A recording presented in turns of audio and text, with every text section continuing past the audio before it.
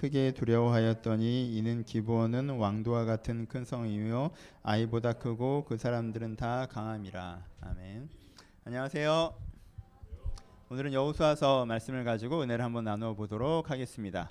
기브온이라는 사람들이 나오는데요. 여러분들이 좀 낯설고 익숙하지 않은, 교회를 오래 다니셨던 분들도 기브온에서 좀 더 많이 생각해보지 않은 경우들이 많아서 오늘은 기브온에 대한 궁금증을 좀 갖고 시작하셨으면 좋겠습니다. 기브온이 궁금해야 내가 앞부분 기브온 15분 설명하는 게 재밌을 텐데, 궁금하시죠? 궁금하지, 막 알고 싶지. 그렇게 생각하면서 한번 해주세요. 시작해 봅시다. 여러분, 우리가 이스라엘이 가나안을 정벌했다라고 하는데 가나안의 정치적 상황을 봅시다. 가나안은 어떤 체제였어요? 도시국가 체제였어요.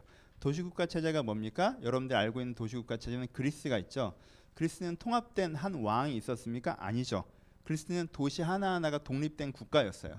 근데 어떻게 했어요? 외적이 침입하거나 이런 변수가 일어날 때 어떻게 합니까? 그 도시국가가 연합해서 그 문제를 해결하죠. 그렇죠? 그게 그리스가 택했던 도시국가 체제예요. 가나안도 마찬가지예요. 도시국가 체제예요. 통합된 국가는 아니에요. 근데 그 국가들이 가나안이란 그 소속감을 갖고 연결돼 있어요. 그래서 어떠한 국가, 이 지역적 문제가 생기면 연합해서 함께 대응했단 말이에요. 그러면은 이 지역에서 이 기브온이 어느 정도 위상을 차지하고 있었던 도시였냐, 어느 정도 위상을 차지하고 있는 국가였냐를 보면요, 10장에 표현했던 것처럼 그 성이 왕도와 같은 큰 성이요 라고 표현했어요. 그럼 왕도와 같은 큰 성이다라는 게 뭐예요? 그 도시국가 중에서 어느 정도 위상이었다는 거예요? 지도자급 위상이었다는 거죠. 그렇죠? 왕도였단 말이에요. 여러분, 그리스, 여러분들이 아는 도시국가가 이제 그리스니까, 그리스에서 왕도와 같은 큰 성읍이 어디예요? 여러분, 그리스의 도시국가가 되게 많지만 아테네나 스파르타나 이런 데 어떤 거예요? 왕도와 같은 큰 도시인 거죠. 그래서 무슨 일이 벌어지면 그 도시들이 주도권을 가지고 그 문제들을 해결해 나가고 지도해 나가잖아요. 그렇죠? 그러니까 기브온이 그 정도 도시예요. 우리가 기브온이 찾아와서 뭐 살려달라고 하고 그러니까 되게 원래 애들 약한 애들인가 보다라고 생각하는데, 어떻게 표현하자고 하면요, 이 위에 다른 왕들이 크게 두려워했다고요. 기브온이 왕도와 같은 큰 성이요 아이보다 크고 사람들은 다 강하다라고 평가받던 도시가 그렇게 한 거예요. 그럼 이게 이해가 되게 돼요? 이게 부자연스럽지 않습니까? 여러분, 이 기브온이 보통 일반적으로 하면 어떻게 반응해야 정상이에요? 다른 도시들은 어떻게 반응했습니까? 3장 앞부분에 9장 2절에 보시면요, 모든 왕들이 어떻게 했어요? 아모리 사람, 가나안 사람, 브리스 사람, 히윗 사람, 여부 사람, 모든 왕들이 이 일을 듣고 어떻게 했어요? 모여서 일심으로 여호수아와 이스라엘을 맞서 싸우려고 했다고 했어요. 이게 자연스럽죠? 그렇죠?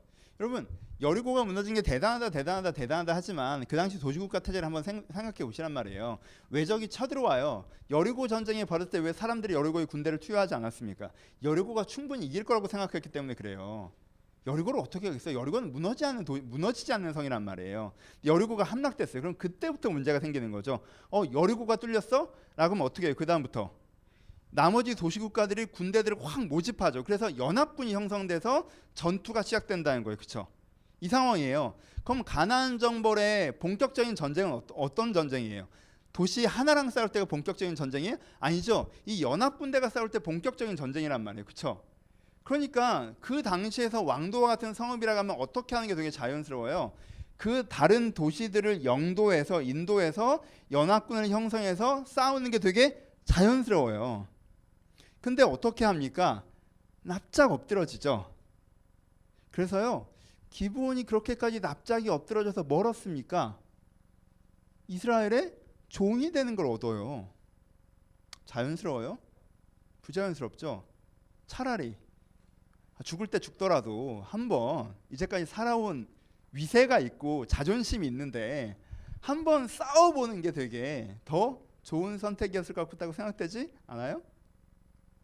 그렇게까지 해서 얻는 게 겨우 이제부터는 나무하고 물하고 물 떠오고 나무하는 수준의 삶을 살아가는 자기와 자기 자녀들이. 그래서 우리가 이렇게 여기를 속여서 이걸 얻었다라고 하기에 그닥 매력적이지 않은 흐름으로 진행되는 느낌이 있습니다. 한 걸음 더. 이 본문을 보면요, 처음에는 기브온이 이스라엘을 속였어. 속은 이스라엘이 바보야로 끝나요. 근데 좀 더 넓게 보면 이렇게 대단했던 도시가 이렇게 대단했던 도시가 왜 이걸 얻겠다고 싸워보지도 않고 그렇게 포기했을까로 돼요. 더 넓혀보죠. 기브온이 어떤 도시예요? 왕도와 같은 도시, 이런 세력 말고 기브온이 어떤 도시예요? 악한 도시입니다. 그럼 이걸 잊어버리시면 안 돼요. 여러분, 가나안 도시들이 왜 망했습니까? 이스라엘 때 땅 주려고 망했어요? 아니에요. 하나님께서 도시와 나라들을 멸망시킬 때 이유들이 있어요. 악했기 때문이에요. 어느 정도 악했다고 표현되어 있어요. 뭐 설교 시간에 계속 반복하지만 어느 정도 악했다고 대표적인 사건이 뭐예요? 점을 칠 때 자기 아들을 불태울 정도로 악했다고 얘기했어요. 왜 그걸 대표 사건으로 얘기합니까? 그 사건 하나예요? 대표 사건이요. 대표 사건이란 게 뭐예요? 그 시대를 보여주는 사건이라는 거예요. 그러면 인간이요, 그나마 이타성이 남아있는 게 누구에서 남아있을 수 있어요? 자기 자식 같은 이타성이 남아있을 수 있어요. 근데 자기 미래의 약간의 이익을 위해서 자기 아들을 불태우는 사건을 얘기하는 이유가 뭐예요? 그 정도면 이 나라에는, 이 도시에는 이타성이 완전히 사라졌다는 뜻이에요. 그러니까 자기 이익을 위해서 살아가는 도시라는 뜻이에요. 그렇죠? 여러분, 하나님께서 뭐 좀 불편한 표현들이지만 하나님께서 도시를 멸망할 때 도시들의 수준이 어땠는지 기억하세요? 소돔과 고모라 얘기하죠. 그렇죠? 소돔과 고모라는 더 악했다고 생각할지 모르니까 베냐민 얘기를 해볼까요? 그럼 베냐민이 나중에 사사기에 보면 무슨 사건이 기록되어 있습니까? 레위인이 자기 첩을 데리고 베냐민 지역을 지나가는데 그 첩이 아니라 성직자다. 난 성직자랑 상관해 본 적이 없으니까 쟤를 잡아다가 어떻게 우리의 성적 대상물 삼자라고 남자들이 때로 달려들죠. 레위인에게. 그러니까 레위인이 자기 살겠다고 자기 첩을 내놓았다가 주일날 예배 시간에서 이런 얘기 듣고 가기 싫죠. 이거 기사에도 많이 뜨는데 하여튼 성경에 기록되어 있어요. 이렇게 첩을 내놨다가 첩이 죽고, 이게 이런 사건이 기록되죠. 그게 당시에 베냐민의 수준이었어요. 어느 정도 수준인지 아시겠어요? 이게 그냥 기사 하나 읽었다고 생각하시면 안 돼요. 그 지역의 수준을 보여주는 거예요. 그 지역이 어떤 수준이에요? 내가 힘이 있으면 지나가던 애 아무나, 내가 힘이 있으면 내가 쾌락적 대상을 삼켜서 잡아다 죽여도 되는데 잡아다 죽여도 법적 제재가 없는 나라예요. 이 나라 수준을 아시겠어요? 내가 저 사람을 볼 때 그냥 내 이익, 내 쾌락, 이 대상물로만 딱 보는 나라란 말이에요. 근데 힘이 있으면 그래도 되는 나라예요. 그게 베냐민의 수준이었어요. 베냐민 왜 그렇게 했다고 성경에 기록되어 있는지 알아요? 가나안 사람과 소통하다가 가나안을 닮아버렸다고 얘기하고 있어요. 그러니까 기본 수준이 어떤 줄 아시겠죠? 가나안의 왕도 같은 성읍의 수준이라고 하는 게 상상이 되죠. 이 사람들은요, 굉장히 나쁜 사람들이에요. 우리 정도로 하면요, 쟤네들은 죽여야 되는 거 아니야? 뭐 이렇게까지 분노를 일으키는 사회적 범죄자들이 단체로 있는데 그 단체로 그렇게 하면서도 그게 문제가 없다고 생각하는 사람들이 기브온 수준이라는 거예요. 그렇죠? 근데 이렇게 문제가 많은 기브온이 어떻게 해요? 결과적으로 멀었습니까? 여러분, 이 기브온이 집집마다 찢어져서 너 이 집 종살이 저 집 종살이 이렇게 한 게 아니죠. 여호수아가 어떻게 했어요? 여호수아가 얘기하는데요, 그들이 여호와께서 택하신 곳에서 회중을 위하여 여호와의 제단을 위하여 나무를 패며 물을 깃는 자로 삼았어요. 그러면 이거는 그러니까요, 종이 돼버려서 비인권적인 인권이 사라지고 이게 아니에요. 그 사람이 어떻게 했어요? 여호와의 택하신 땅을 얻어서요, 그 땅에서 하나님을 위해서 제사 드리고 할 때 필요한 나무를 하고 물을 기르는 업무를 받은 거예요. 여러분, 레위인들이 무슨 업무예요? 레위인들은, 그 성스럽다는 레위인들도 성막에서 넌 널판지 나르는 사람, 이런 업무 받죠. 그렇죠? 너는 띠 나르는 사람, 이 정도 업무 받았어요. 여러분, 그 시대에 제가 목회자가 아니었던 걸 되게 다행이라고 여러 번 얘기했죠. 지금 목회자는 뭐에 가까워요? 이야기꾼에 가까워요. 얘기한 일이 많아요. 그 당시에 목회자는 도축업자에 가까워요. 이렇게 잡을 일이 많아요. 오늘 아침에도 내가 주를 위해서 목양을 하기 위해서 나가서 하루에 소만 계속 잡단 말이에요. 그렇잖아요. 칼 들고 되게 이렇게 계속 소 잡고 양 잡고 비둘기 못 걷고 이런 게 일이시란 말이에요. 그러니까 근데 이 사람들은 뭐래요? 물을 깃고 나무를 하는 일을 하는 거예요. 뭘 위해서? 예배를 준비하면서. 여러분, 이게 나쁜 일이에요? 종으로 떨어진 거예요? 아니에요. 여러분, 기브온 스토리의 구조를 넓게 보셔야 돼요. 기브온 스토리는 무슨 얘기냐면요, 기브온이 이스라엘을 속였대 속이지 않았대 이 얘기를 하자는 게 아니에요. 기브온이 그렇게 잘났던 애들이 왜 이렇게 쉽게 도전도 안 해보고 포기했대 이 얘기를 하자는 게 아니에요. 기브온같이 악했던 자들이 어떻게 삶의 새로운 기회를 얻었는가에 대한 이야기가 오늘 이야기의 중심이에요. 물론 이 본문은 여러 가지 다각적인 부분들이 있습니다. 여호수아의 입장, 하나님께 묻지 않은 여호수아의 입장을 봐야 되는 부분들이 있어요. 그리고 구조적으로 여호사라는 구조적으로 가나안 땅이 어떻게 했어야 됐는가를 얘기하는 부분도 있어요. 되게 여러 가지 의미, 되게 중요한 본문이에요. 근데 오늘 설교는 그것들을 다 얘기하면 좀 복잡해지니까 그것들은 좀 빼고 한 중심으로 갑시다. 한 중심, 어떤 중심? 이렇게 자신의 잘못으로 인생의 큰 문제를 만들었던 사람들이 어떻게 삶의 새로운 기회와 방향을 얻었는가? 에 대해서 이야기하는 것으로 이 본문을 이해하실 필요가 있습니다. 여러분들이 물론 기브온이 너무 나쁜 놈들이기 때문에 감정이입이 잘 안 되실 거예요. 혹은 기브온이 나쁜 놈인지 지금 처음 알아서 감정이입이 안 될 일도 없을 수도 있죠. 하지만 여러분 이렇게 생각해 봅시다. 인생에 굉장히 크고 심각한 문제를 가지고 있으면서도 그 문제에 잘 대처해서 새로운 기회를 만들어낸 사람들이 있는데, 인생에 그것보다 작은 잘못과 문제를 갖고 있음에도 불구하고 그거에 잘 대처하지 못해서 다음 기회들을 만들어내지 못한 사람이 있다면 두 번째 사람이 첫 번째 사람에 배워야겠죠. 그렇죠? 그 마음으로 오늘 설교를 들으시면 돼요. 기브온은요, 우리보다 훨씬 더 심각한 문제를 갖고 있었는데 그거에 잘 대처함으로 말미암아 새로운 삶의 방향과 기회를 만들어냈던 사람들이에요. 그러니까 우리가 기브온처럼 나쁜 사람은 아니라 할지라도, 기브온만큼 심각한 문제는 없다 할지라도, 근데 우리는 우리의 삶의 내 잘못에 대해서, 내 잘못으로 말미암아 생겨난 내 문제들에 대해서 잘 대처하고 있는가? 혹은 작은 문제인데 잘못 대처로 말미암아 문제를 내가 더 심각하게 만들고 있지는 않는가에 대한 관점으로 오늘 설교를 들으시면 될 것 같습니다. 기브온은 어떻게 대처했습니까? 이 얘기를 하기 전에 일반론적인 얘기를 해볼까요? 사람들은 자기의 잘못으로 자기의 인생의 문제가 생길 때 어떻게 대처합니까? 일반적으로.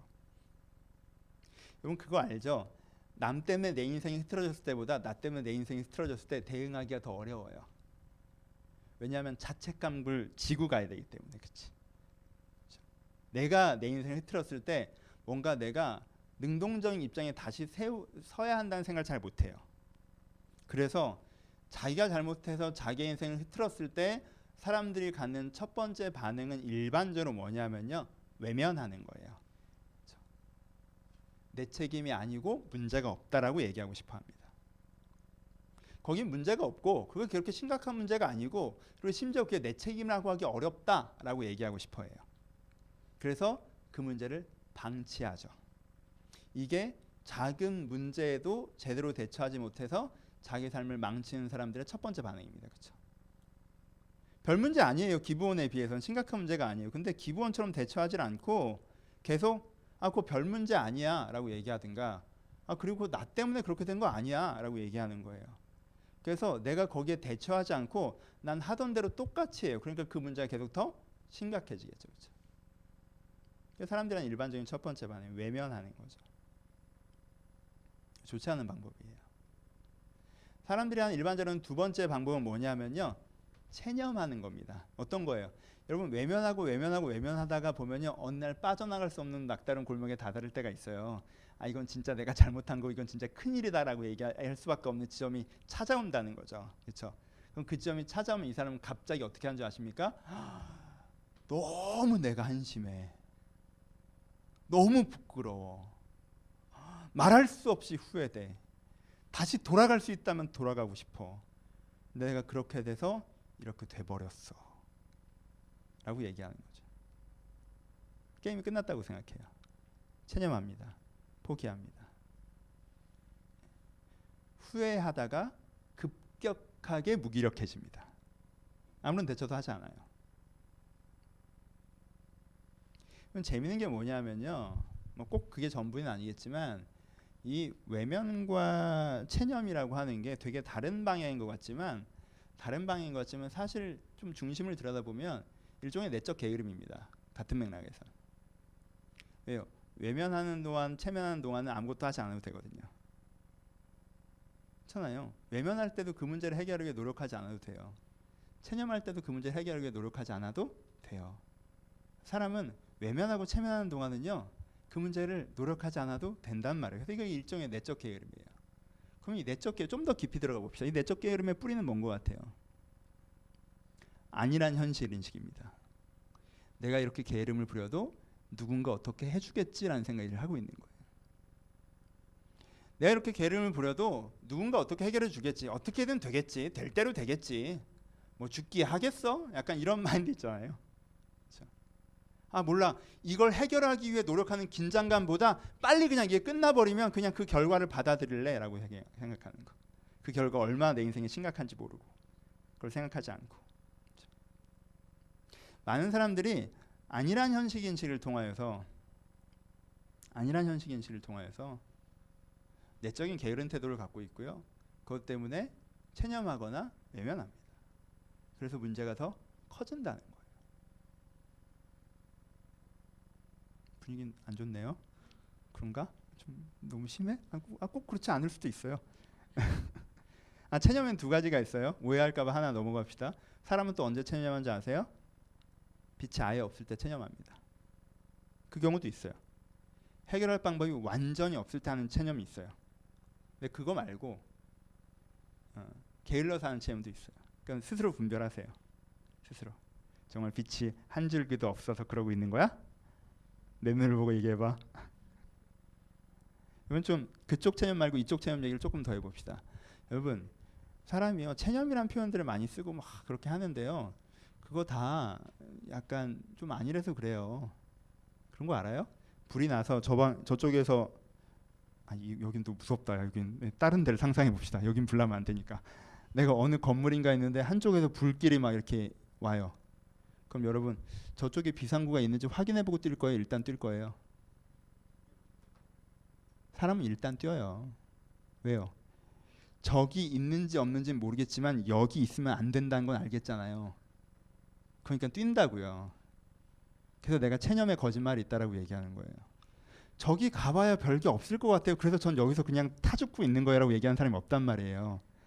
일단 여기 불이 들어오면 거기까지 가봐야 막다른 골목이라 결국은 죽게 될지 몰라도 일단 뛰는 게 사람이에요. 그 현실을 심각하게 인식한다면. 그렇죠? 그래서 많은 체념의 뿌리에는 뭐가 있다는 거예요? 안일한 현실 인식이 있다는 거예요. 어떻게든 될 거라고 하는.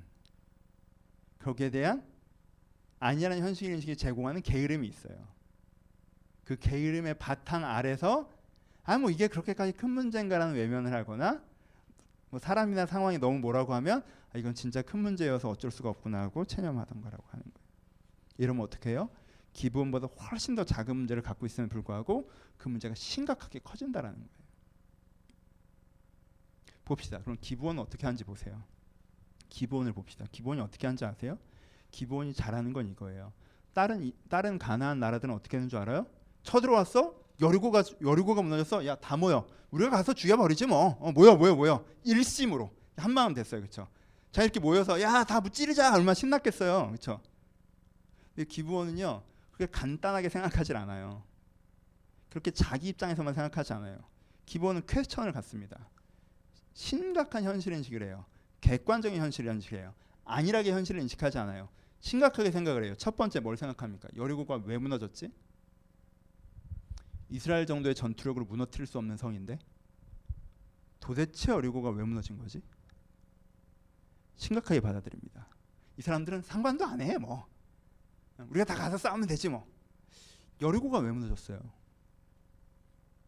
들여다보니까 비슷한 일이 또 있었네. 요단 동편의 두 왕도 무너졌어요. 고민하죠. 여러분 다른 가나안 사람이 이런 정보를 알고 있으면서 고민을 안 했다니까요. 기본만 이 정보를 알면서 고민을 해요. 그럼 요단 동편의 왕들은 왜 무너진 건가? 오늘 본문에 기록되어 있죠. 뭐라고 합니까? 그들이 요단 동편에 있는 9장 10절에 그들의 요단 동편에 있는 아모리 사람의 두 왕과 헤스본과 시온과 아스다롯에 있는 바산 옥을 행하신 모든 일을 들었습니다. 그가 애굽에서 행하신 모든 일을 들었습니다라고 표현하죠. 고민하죠. 여리고가 무너졌어. 여리고만 무너진 것이 아니네. 요단 동편도 무너졌어. 요단 동편만 무너진 게 아니네. 이집트 전타 부대도 홍해 바다에 다 수장됐대. 40년 전 일이지만. 누구 때문에? 이 민족 때문에. 이 민족으로 인해서. 근데 얘네들은 뭐야? 군대가 크지 않아. 전투력이 약해. 근데 왜 이기는 거지? 그럼 여기서 논리적 모순이 발생하죠. 얘네들이 군대 숫자가 적다고 해서 훈련된 군인들이 아니라고 해서 전차 부대가 없다고 해서 우리가 이길 거라고 생각하는 건 맥락을 잘못 짚는 거라는 거죠. 그렇죠? 기본 사람들이 똑똑해요. 보세요. 맥락을 잘못 짚는 거예요. 여기서 생각이 멈춰요. 더 가죠. 더 가보니까 그럼 왜 이겼어요? 왜 이겼는지도 이 사람들이 알죠. 9장 24절에 보면 그들에게 뭐라고 얘기해요? 이르되 당신 하나님 여호와께서 그의 종 모세에게 명령하사 이 땅을 다 당신들에게 주고 이 땅의 모든 주민을 당신들에게 멸하라 하신 것이 당신의 종들에게 분명히 들렸으므로 당신들로 말미암아 우리가 목숨을 잃을까 심히 두려워. 그 다음에 기브온이 뭐랍니까? 얘들이 왜 이겼지? 라고 했더니 왜 이겼다는 거예요? 아, 여호와에 의해서 이겼구나 라는 데까지 가죠. 여러분 그 대단하지 않아요? 지금 이 구절이 누가 하는 구절이냐면요, 엊그제까지 그렇게 개처럼 살던 기브온이 하는 고백이에요. 엊그제까지 그렇게 함부로 살던 사람들이 심사숙고해서 고민해봤더니 얘들을 왜 이겼어요? 당신의 하나님 여호와께서 모세에게 명령하사 이 땅을 당신들에게 주라고 언약하신 것 때문에 이겼다라는 거예요. 그들이. 그러니까 이들이 여기서 고민이 진척되죠. 아, 사람이면 우리가 숫자를 더 모으면 이겨볼만 하겠지만 이게 아니라 신이 그들을 이기게 한 거라면 우리가 사람 좀 더 모은다고 해서 이길 수 있을까? 못 이기겠구나 까지 가는 거예요. 그러니까 이들이 전쟁할 생각을 포기하는 겁니다. 대단하지 않아요? 여러분 이 정도로 숙고하십니까? 우리는 가볍게 생각하죠. 내 입장에서 이길 수 있어. 혹은 여리고가 무너졌네. 여리고 애들은 왜 무너졌대? 우리는 열심히 해야겠다. 여리고도 무너지고 요단 동편도 무너지고 이집트에서도 문제가 생겼어? 야, 큰일이네. 엄청 센가 보다. 아니에요. 왜 그들이 강한지까지 가죠. 그렇죠? 이 정도로 숙고하십니까? 여러분들이 갖고 있는 문제에 대해서 여러분들이 해결하는 사람이 되고 싶으십니까? 내가 갖고 있는 잘못을 말하면 흐트러진 결과들에 대해서 수습하고 싶은 사람들이 되세요? 여러분 첫 번째 해야 되는 거 있으면 숙고하는 거예요. 가볍게 좋게 생각하지 마십시오. 문제가 있는데 좋게 생각하자. 이러면 되지 않겠어? 그럼 문제가 사라진 것처럼 느껴지겠죠. 여러분 경보음이 울린다고 경보장치 뛴다고 문제가 사라집니까? 근데 가볍게 좋게. 여러분 그렇지 않아요. 숙고하셔야 돼요. 문제가 뭔지 깊이 들여다보셔야 됩니다. 깊이 들여다본다는 건 세 가지 의미가 있습니다. 첫 번째 뭐예요? 하나의 관점으로 보지 않고 다양한 관점에서 보는 게 깊이 들여다보면 첫 번째입니다. 내 입장에서만 깊게 생각하는 건요, 자기 아집에 빠지는 거예요. 자기 확신을 강화하는 거고. 다양한 관점을 보셔야 돼요. 내 입장, 상대방의 입장, 사회적 상식, 합리성, 가능성, 당위성. 그렇죠. 그리고 무엇보다 뭘 보셔야 돼요? 하나님의 관점에서 볼 때. 이 문제를 내 입장에서만 바라보지 않고 여러 가지 입장에서 바라볼 수 있는 게 깊이 보는 거예요. 첫 번째. 부끄러운 얘기를 합시다. 제가 이번에 설교 준비를 하면서 부끄러운 생각이 떠올랐어요. 제가 좀 조심스럽게 표현을 하면 제가 이제까지 사역했던 교회들 있잖아요. 제가 여기가 5번째 교회인데 제가 사역했던 교회들 중에서 제가 약간 시니컬하게 내 교회에서 사역했지만 두 교회가 PD수첩에 나왔어. 뭐 이런 식으로. 그 교회는 이게 문제였고 저게 문제였고 저게 문제였고 그래서 내가 이런 교회를 세워보려고 이런 맥락의 얘기를 제가 많이 했던 것 같아요. 들으신 분들 계실 거예요. 근데 제가 그런 얘기들을 많이 했던 게 생각났어요.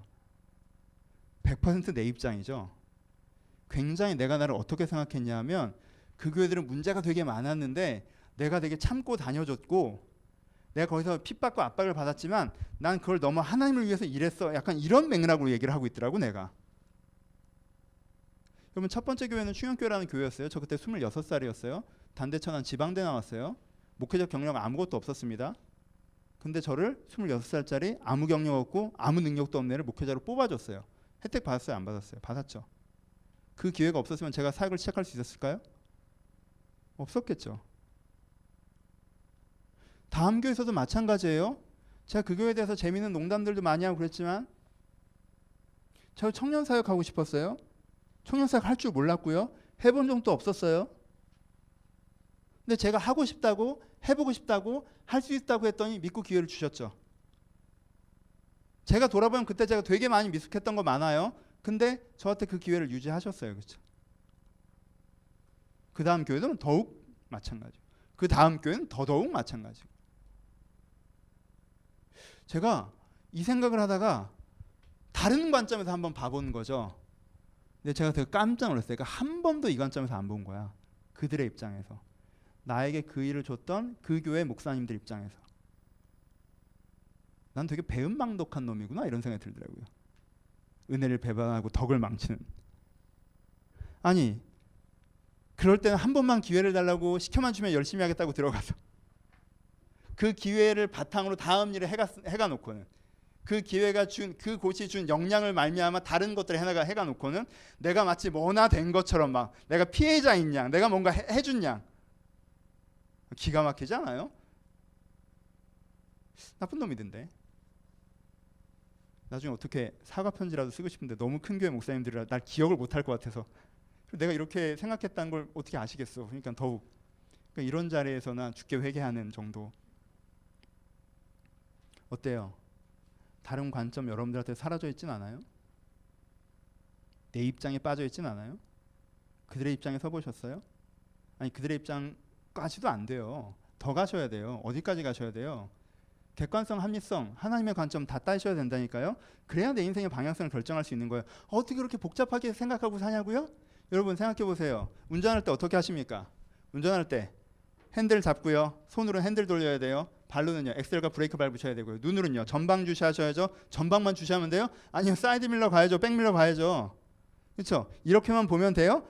아니죠. 차량 흐름을 봐야 될 거 아니에요. 신호 보고요. 깜빡이 켜고요. 옆차가 어떻게 하는지 봐야 될 거 아니에요. 그렇죠? 그래야 운전이 돼요. 그것만 하십니까? 그 사이에 에어컨 조작하시죠? 그 사이에 음악 트시죠? 전화 오면 받으시죠? 핸즈프리로 얘기하는 거예요. 옆 사람이랑 얘기도 하시죠? 어떤 분은 커피도 드시대요. 그렇지 않아요? 그렇게 하는 게 자연스럽잖아요. 여러분 자동차 하나를 제대로 반 방향으로 가져가려고 해도요.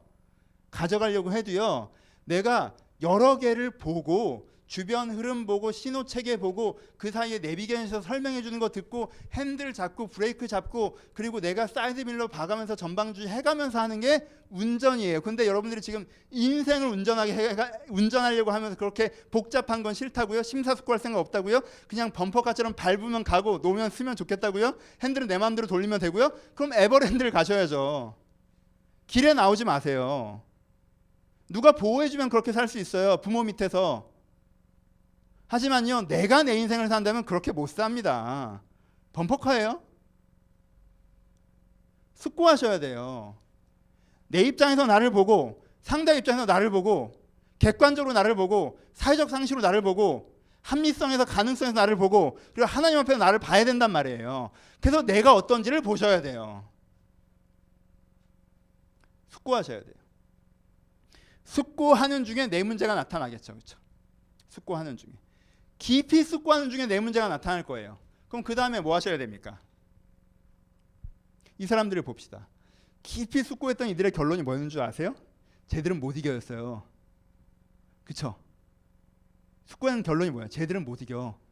하나님은 우리를 멸망시킬 생각이야가 이들의 숙고의 결론이었어요. 그럼 어떻게 해야 돼요?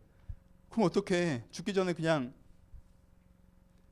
며칠 남은 거 성 안에 있는 풍요로운 재산으로 신나게 놀다가 죽어야지.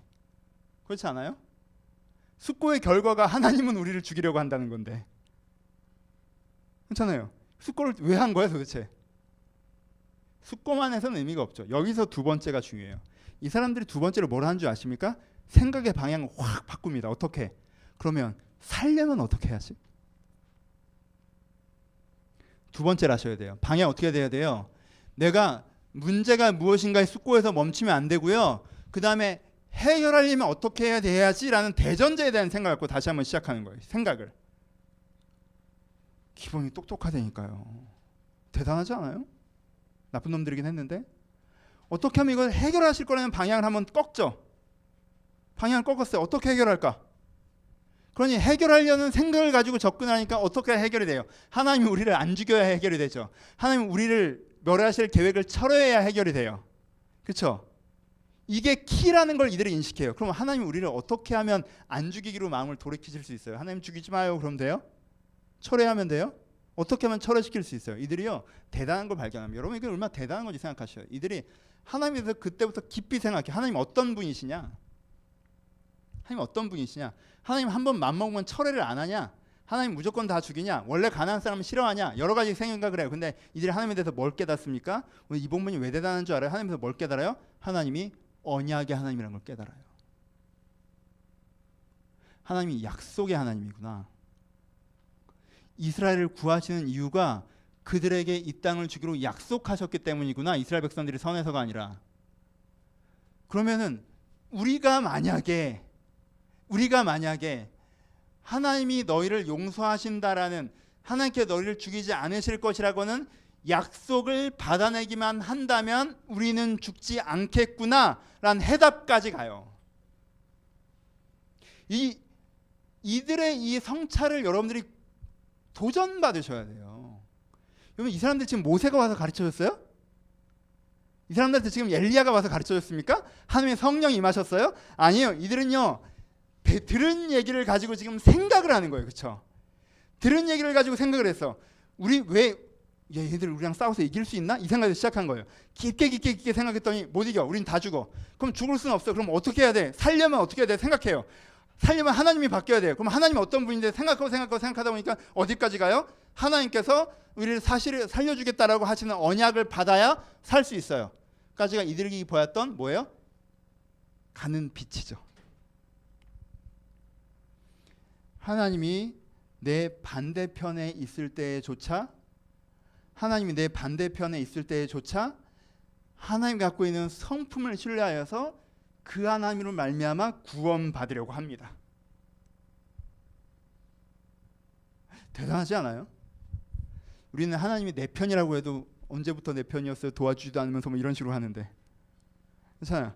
지금은 이 사람들 하나님이 반대편에서 니들 죽여버릴 거라고 하는데, 오케이, 근데 하나님은 약속의 하나님이시니까 어떻게 이렇게 약속을 좀 어떻게 해보면 내가 살 수 있지 않을까? 이만한 믿음 대단하지 않습니까? 이 나쁜 놈들의 믿음이. 이들이요, 이 두 번째 뭘 하냐면요, 어떻게 해결할까라는 생각의 방향을 바꾼 다음에 뭘 만나요? 생각을 바꾼 이후에 그 해결점에서 뭘 찾느냐 하면요, 하나님이라는 대답을 찾아 나가요. 하나님은 우리를 멸망시키신 게 목적이 아니잖아요. 기본이 죽는 게 하나님의 목적이 아니에요. 하나님은 기본이 문제였기 때문에 멸망시켰다고 하시는 거예요. 그래서 그 멸망의 메시지조차 이들 가운데 회복하라는 회개 도전이라고 이들은 들어요. 그러니 내가 회개했사오니 살려달라고 고백하는 거예요. 뭐 하는 거예요? 이들은요, 자기의 삶이 어두울 때조차 뭐 하는 거예요? 굉장히 깊이 희망을 찾아 헤매면서 하나님이라는 희망을 만나간다는 거예요. 이게 두 번째 대단한 거예요.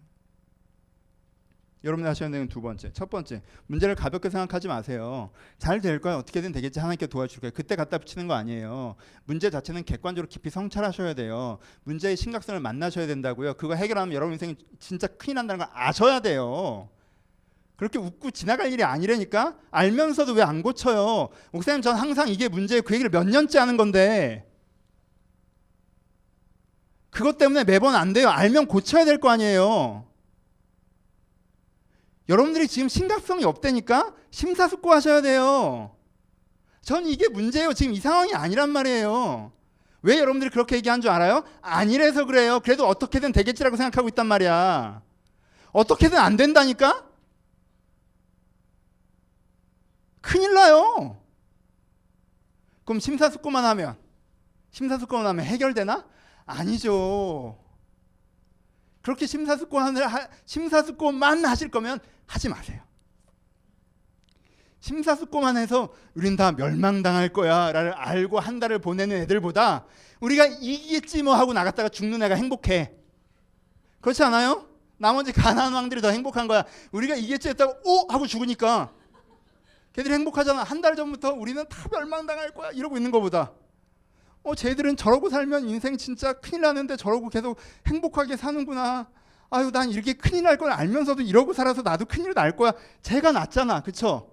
그럼 하나만 할 거면 아예 하지 마시고 그럼 그렇게 해맑게 사세요. 그냥 해맑게 지진이 날 걸 모르고 무너지는 그 순간 깨달으면 그럼 되지 뭐. 안 할 거면 그냥. 하지만 두 번째를 시작하셨잖아요. 그럼 첫 번째를 시작하셨잖아요. 그럼 두 번째로 가셔야 돼요. 이 바닥에서 뭐 하셔야 돼요? 그럼 어떻게 하면 되지로 가야 돼요. 그러니까 꺾으셔야 돼요. 생각의 대전제를 꺾으세요. 이래서 제가 문제고요. 이래서 제가 문제고요. 이래서 제가 문제. 오케이, 좋은 생각. 그걸 계속하세요. 근데요, 그것만 계속하시면 안 되지. 어느 지점에서는 생각의 방향을 완전히 꺾어야 돼요.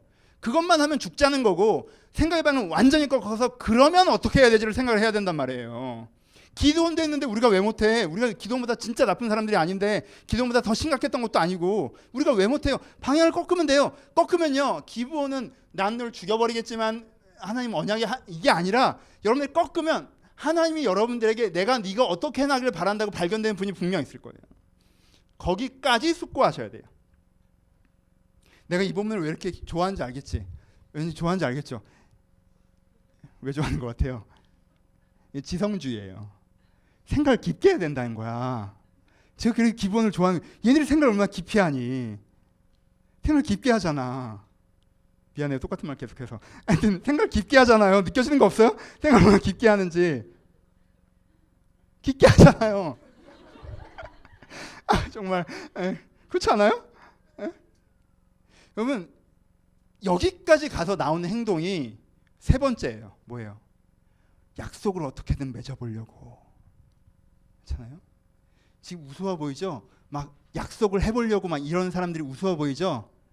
이 사람들이요, 그 깊은 자기 문제의식과 그 깊은 방향성, 해결 방향성에 대한 인식이 있으니까 그러면 언약을 맺어야 되라는 대안이 나왔기 때문에 어떻게든 언약을 맺어보려고 막 이러는 거예요.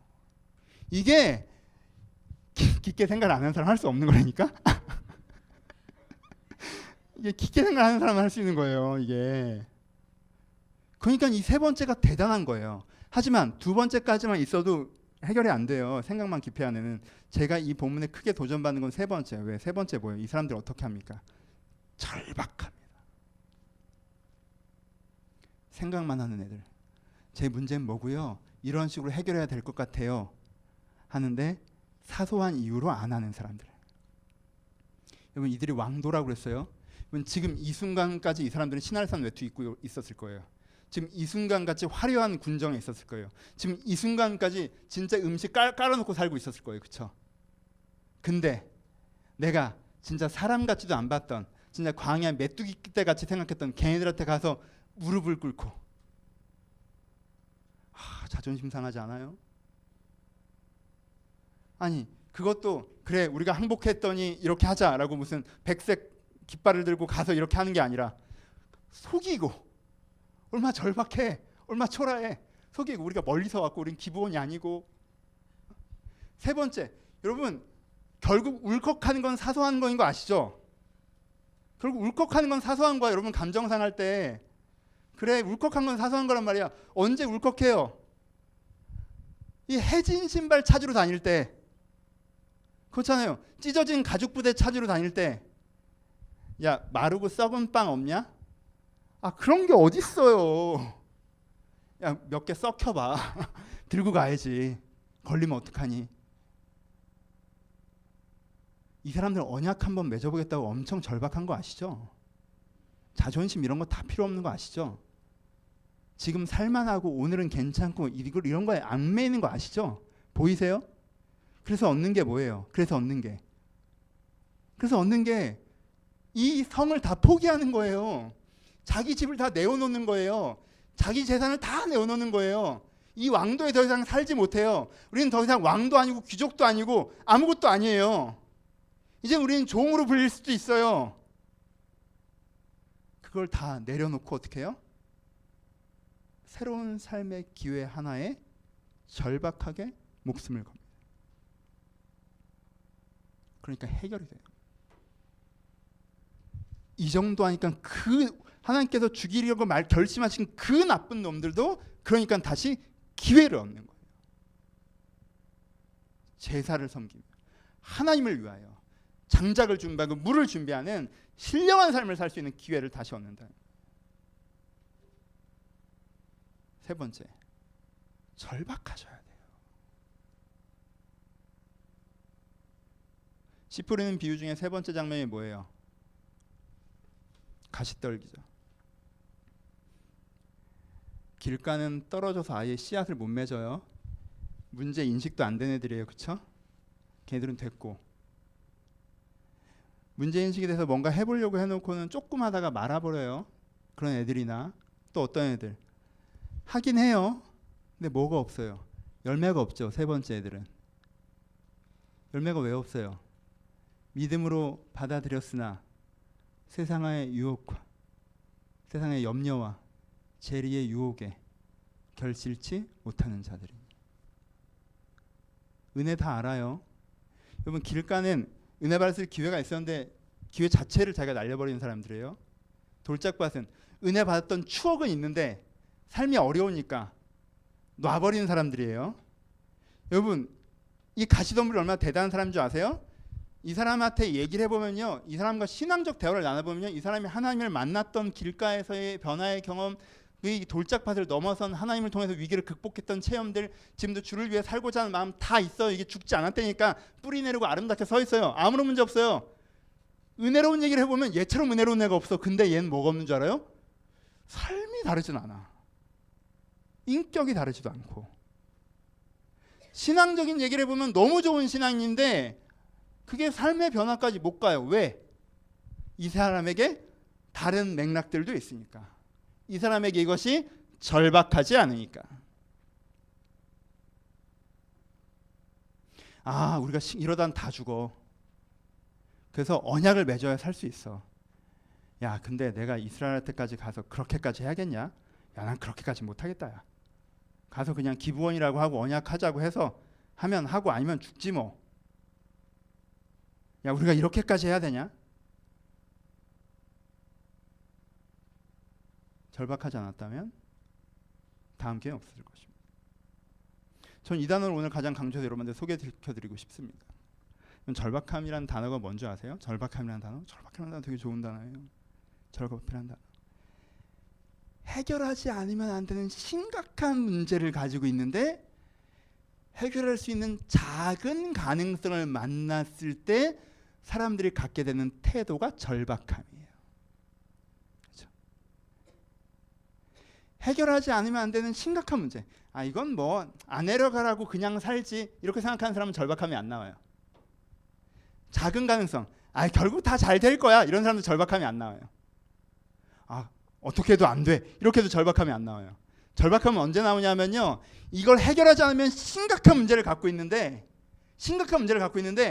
이 심각한 문제를 해결할 수 있는 작은 가능성이 있어요. 그때 사람들이 갖게 되는 감정과 태도가 절박함이에요. 그리고 그게 그 사람의 인생을 넘어서게 만들어요. 문제는 어디 있어요? 절박해야 되는 상황인데 그걸 보지 못할 때가 문제가 되는 거예요. 해결하지 않으면 안 되는 심각한 문제도 있고 이 문제를 해결할 수 있는 작은 가능성도 있는데 이게 문제가 아니라는 듯이 기회를 낭비하는 사람, 저렇게 해봐야 안 된다는 듯이 미리 포기하는 사람들. 그래서 절박해야 마땅한데 절박하지 않은 사람들이 문제가 있는데 그 문제를 해결해내지 못하고 그 문제로 말미암아 더 큰 문제를 만들어낸다는 거예요. 여러분들의 기분에게 배워야 되는 게 뭐예요? 절박함입니다. 그럼 정직하게 돌아보세요. 문제가 해결되지 않고 계속 커지시는 분들,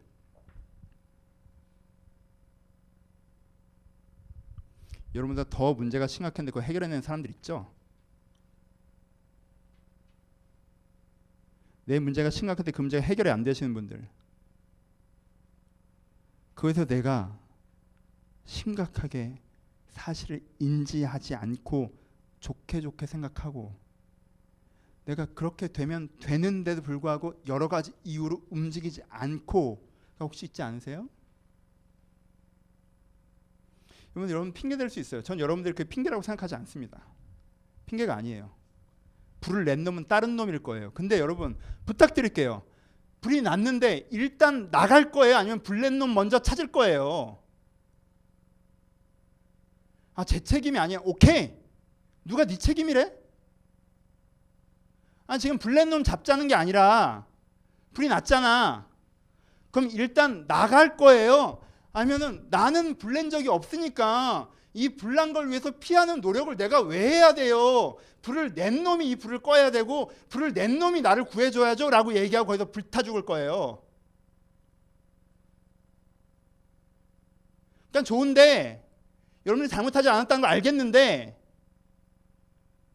우리가 서 있는 그 자리에서 그 얘기가 나를 지켜주는 건 아니라는 걸 우리가 또한 기억해야 됩니다. 몰라, 너무 비장하겠어. 내가 이거 어떻게 수습해? 이렇게까지 흥분하면 안 되는데 어떻게 할 거야? 결론 냅시다.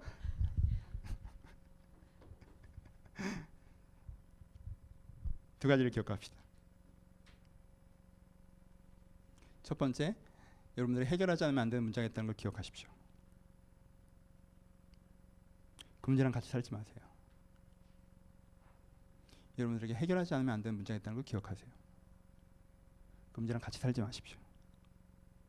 두 번째, 그 문제가 해결될 수 있다는 사실을 기억하세요. 이 두 가지를 기억하셔야 됩니다. 그 문제가 해결될 수 있다는 사실을 기억하세요. 하나님이 살아계시고요. 그래서 하나님이라는 희망이 분명히 있습니다. 그 문제는 생로가 분명히 있습니다. 그 문제 해결될 수 있습니다. 대답이 있어요. 세 번째, 그 문제의 대답을 찾으려면 내가 절박하게 움직여야 됩니다. 택배 오듯 주의 은혜를 기다리지 마십시오. 주님께서 나에게 해결을 주신다며요. 해결을 주신다면서요. 해결을 주셔야죠. 언제 해결을 주실 건데요. 제가 지금 5일째 택배를 기다리고 있는데 배송이 안 오네요. 컴플레인 글 쓰고 문자 보내고 하나님 빨리 보내주세요. 당일 배송은 안 되나요? 이렇게 안 돼요. 배송이 아니에요. 찾으러 가셔야 돼요. 절박하셔야 돼요. 거기서 풀려나갈 것입니다. 저는 기본에서 이중 감정이 있습니다. 저는 약간 공의가 강한 사람이라 저는요 이 이스라엘 백성들의 감정이 있어요. 이스라엘 백성이 뭐라고 얘기해요? 이 지도자들에 대해서 원망하죠. 니네들이 서약하는 바람에 쟤네들을 멸망시키지 못한다. 언뜻 보면 걔들 되게 악해 보이죠. 그렇죠? 얘들은 멸망하는데 무슨 환장했나? 하나님이 살려준다고 하면 그냥 살려준다 보다 해야지 뭐. 근데 저는 그 감정이 있어요. 기브온에 대해서. 얘네들 진짜 정말 나쁜 놈들인데 마지막에 절박해서 막차 탔네. 막차 뛰고 싶다. 이런 거 있잖아요. 진짜 얼마나 나쁘게 살아서 상상을 해봐. 얘네들 어떻게 살았겠어. 얘네들 이런 식으로 구해주면 안 되는데 약간 전 이런 감정이 있어요. 근데 오늘 그 설교를 하는 건 아니니까. 하지만 고민을 해보죠. 배워보죠. 그래, 그렇게 할 수 있을 만큼 나는 이 문제에 대해서 얘들처럼 절박하게 해결해 나가고 있는가. 하나님이 그걸 보셨어요. 선지자도 보내지 않고 꿈으로도 말씀하지 않고 지도자들 보내지 않았는데 시들이 소문을 들어 주님을 찾고 그들의 소문을 고민하여 약속의 하나님을 발견하고 그 약속의 하나님을 신뢰하여서 주신 약속이 없는데 약속을 얻고자 달려드는 하나님의 그들의 가난한 믿음을 긍휼히 보셨습니다. 그리고요 기브온이 굉장히 오랜 시간 동안 400년가량 이스라엘과 함께 더불어 이스라엘 변질시키지 않고 이스라엘로 말미암아 변화되어서 신앙 공동체 내에서 아름답게 살아갔습니다. 그래서 사울이 오버해서 얘네들 죽였다가 오히려 문제를 일으키죠. 이들 때문에 이스라엘이 변질되었다 이런 표현들이 없어요. 이들이 같이 있으면 이스라엘 문제가 생겼다 이런 표현들이 없어요. 오히려 사울이 그들을 공격했던 걸 하나님께서 분노하시고 다윗이 그것을 보복하게끔 만드실 만큼 기브온의 하나님이 되어주십니다. 기가 막힌 일이죠. 이 다음 10장은 뭔지 아십니까? 이 가나안의 연합군들이 기브온에 대한 배신감 때문에 기브온을 공격하니까 여호수아가 그 기브온을 구출하기 위해서 군대를 출동시키는 장면이 10장의 장면입니다. 이런 생명의 길이 있습니다.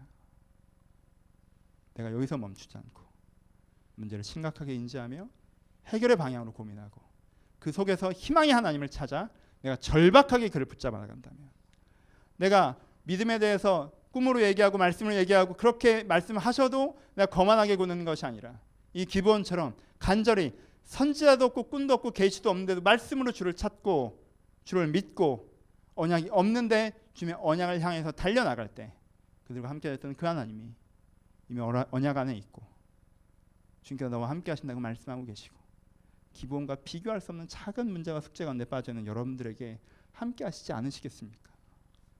그 하나님을 신뢰하시고 그 하나님과 함께 여러분들 문제의 올매에서 벗어나 희망의 길로 한 걸음씩 걸어나가시기를 주님의 이름으로 축원합니다. 찬양하겠습니다.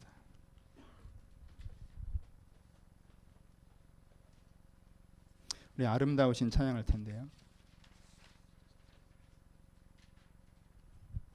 십자가의 선언이 무엇입니까? 내가 문제가 많다고 해도 하나님께서 나를 사랑하신다는 것입니다. 하지만 정확하게 기억하셔야 돼요. 여러분들 문제가 없다고 생각할 때 여러분들 그것들을 만날 수 없습니다. 하지만 여러분들 문제 가운데 하나님께서 분명히 함께 하실 것입니다. 하나님께서 여러분들에게 해결하는 태도로 접근하시지 여러분들을 심판하는 태도로 접근하지 않으십니다. 그러니까 여러분들을 변화시키지 않은 꿈으로 여러분들에게 접근하시지 여러분들을 정죄하는 태도로 여러분들을 접근하지 않으십니다. 여러분들 속에 여러분 안에 문제를 깊이 성찰하시고 내 문제, 내 죄악 발견하셨다면 그걸 가지고 주님과 함께 섬으로 말미암아 주여 내가 이것들을 변화시켜 나가겠습니다. 이것을 말미암아 생겼던 내 문제로서 내가 자유해지게 하시고 다시 한번 하나님을 말미암아 삶의 길을 얻게 하소서.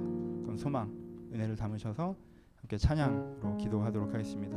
함께 아름다우신 찬양하겠습니다. 안에 주를 향하니 노래 영원한 노래 있으리 날 향한 주님의 크신 사랑 영원히 찬양하리라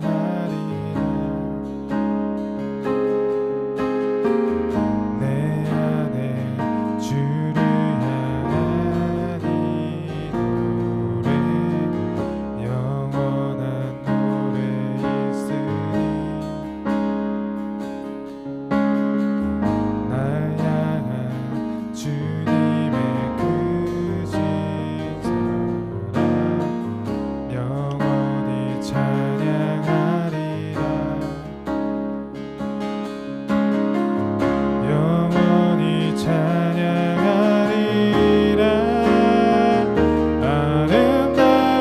아름다우신 오 놀라우신 영원할 수 없는 사랑 오 위대하신 하나님의 사랑 영원히 찬양하리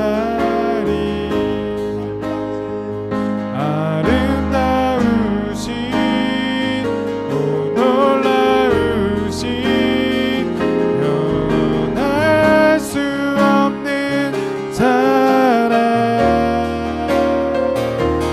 위대하신 하나님의 사랑 영원히 찬양하리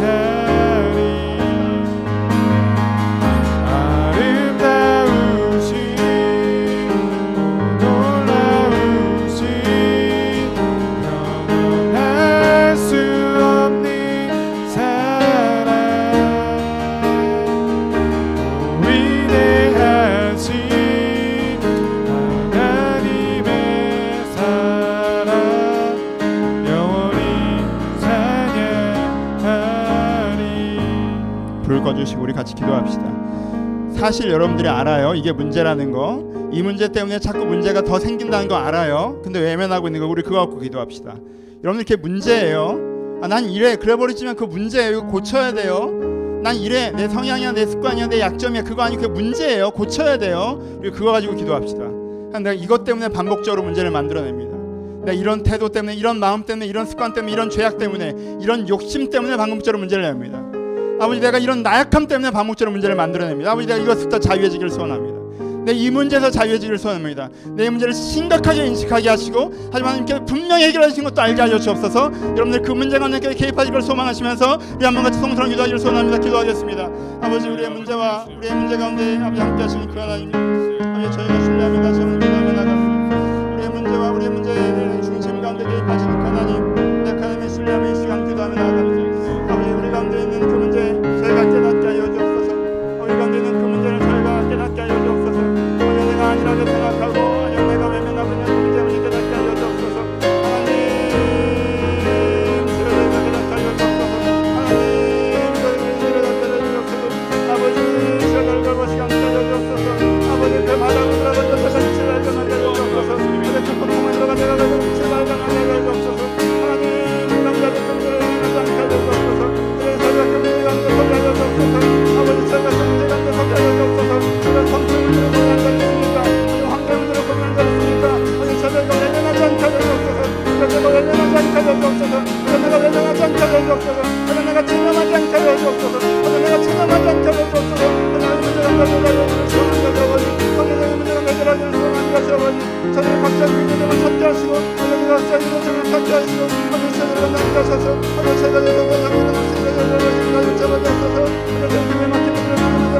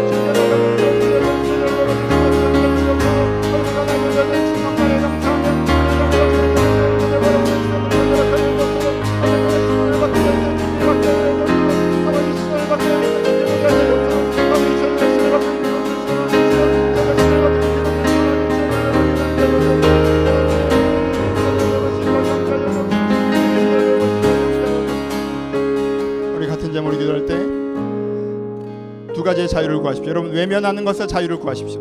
여러분, 여러분들의 관점과 입장에서만 계속 생각하는 것도 외면이에요. 아버지, 내가 이 외면에서 자유해지게 하여 주옵소서. 문제 핵심을 보지 못하고, 내가 문제 핵심을 보지 못하고 그냥 어떻게든 되겠지라고 내가 고개를 돌리며 살아가는 외면에서 자유해지게 하여 주옵소서. 여러분, 체념에서부터 자유해지게 해달라고 기도하십시오. 이 문제 해결되지 않는다고 생각하고 이 문제는 나아지지 않을 거라고 생각했던 그 체념에서 자유해달라고 기도하십시오. 하나님, 내가 이 외면과 체념에서 자유하여야 내가 이 부분을 깊게 바라보고 해결을 꿈꿀 수 있을 것인데, 주여, 내가 은혜를 허락하셔서 내가 이 외면과 체념에서 자유해지게 하여달라고, 여기서 내가 노인받게 하여달라고, 내 문제를 심각하게 보고 그 속에 담긴 소망을 보게 해달라고 같은 제목으로 기도하기를 소원합니다. 기도하겠습니다. 아버지, 이들 가운데 눈 돌렸던 것들을 다시 한번 눈을 뜨게 하셔서, 제 가운데 눈 돌렸던 것들을 다시 한번 눈을 뜨게 하셔서, 제가 다시 한번 우리의 눈 돌림을 멈추고 아버지, 문제를 정확히 바라보는 데를 축복하여 주옵소서. 하나님, 우리 가운데 주여, 우리 가운데 함께 하셔서, 우리 가운데 함께 하셔서 이들의 외면과 체면부터 자유해지게 하시고, 이들의 외면과 체면부터 자유해지게 하시고, 이들의 가지고 들어갔어요.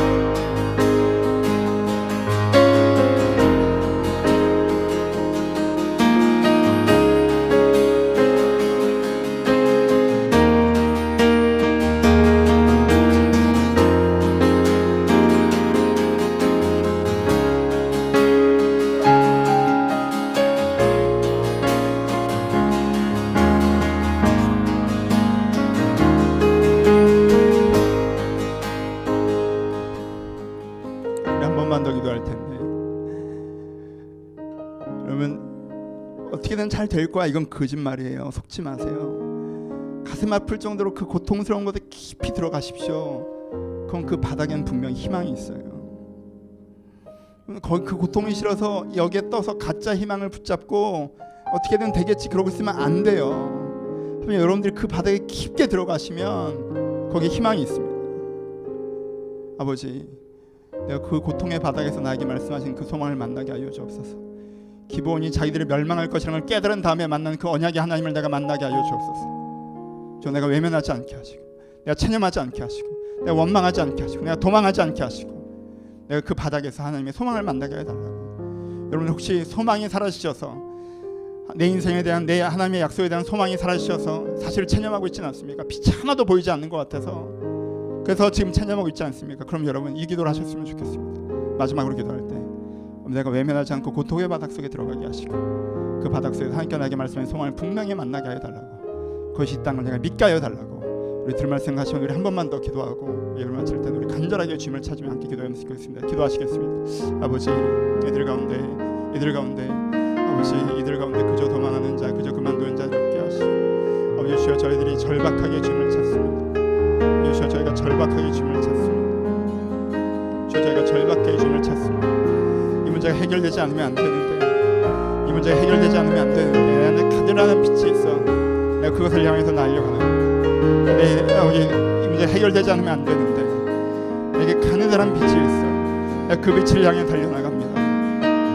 아버지, 내가 이 문제가 해결되지 않으면 안 되는데, 나의 죄의 문제가 해결되지 않으면 안 되는데, 내 이 무능의 문제가 해결되지 않으면 안 되는데, 내 이 목회의 문제가 해결되지 않으면 안 되는데, 내 이 삶의 문제가 해결되지 않으면 안 되는데, 내 이 사람들의 문제가 해결되지 않으면 안 되는데, 이 공동체 문제가 해결되지 않으면 안 되는데, 아버지 주여, 거기 가늘한 빛이 있어 내가 달려나갑니다. 아버지, 내가 여기서 안일하게 안주한 자가 되지 않게 하시고, 어떻게든 되길 거라고 생각하는 안주하는 내 안에 절박함을 사라지고 안일한 관점을 내자 배경에 나가오니, 내가 아버지 고통을 외면하며 아버지 그저 여기 머물렀던 것들을 주여 영원히 되면 나가오니, 내가 안타까워하게 하시고 고통스러워하게 하시고 이제 몸부림치게 하시며 그 속에서 사시한 분께 주님께 이런 하나님을 만날 수 있도록 아주 지금의 나의 삶과 멀어진 이 말씀을 내가 다시 한번 붙잡게 하여 주옵소서.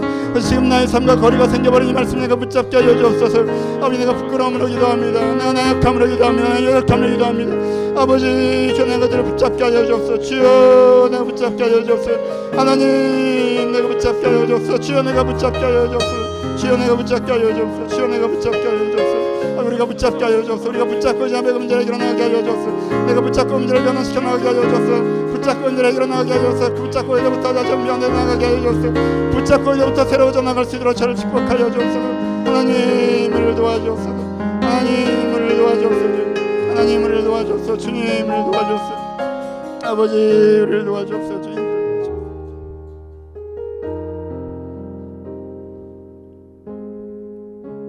아버지, 문제가 있는데도 불구하고 제가 참 안일합니다. 괜찮을 거라고 생각합니다. 어떻게든 되겠지라고 생각합니다. 내가 어떻게 할 수 있는 게 아니야 라고 생각합니다. 그래서 안일하게 바꾸려고 노력하고 절박하게 달려듦 없이 그저 있는 그대로의 상황들을 감내하며 살아갑니다. 아버지, 저의 이 어리석은 게을러진 마음을 주님께서 긍휼히 여겨 주시옵소서. 이렇게 나이가 들며 굳어지는 목회자가 되지 않게 하시고, 이것이 해결되지 않으면 안 되는 문제라는 걸 알고 영혼들을 붙잡게 하시고, 이것이 해결되지 않으면 안 되는 문제라는 걸 알고 저희가 교회를 붙잡게 하시고, 이것이 해결되지 않으면 안 되는 문제라는 걸 알고 내가 내 삶을 붙잡게 하시고, 그렇게 주님 앞에서 나를 바꾸시고 사람들을 바꾸시고 세상을 바꾸실 그 작은 빛을 보면서 달려나갈 수 있도록 아버지, 나에게 은혜를 허락하여 주옵소서.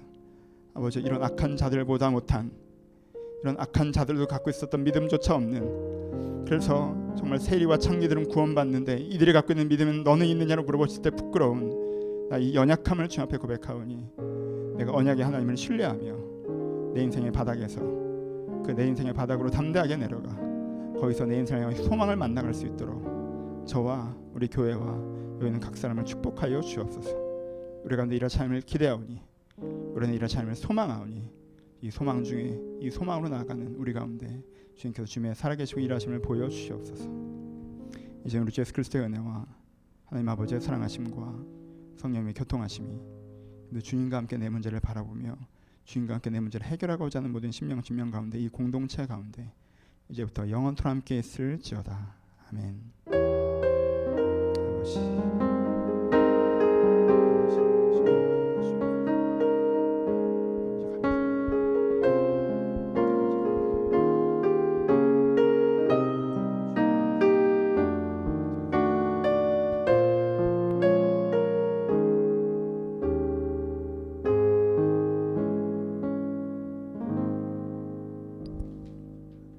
서로 주님께 감사의 박수 나누시겠습니다. 감사합니다.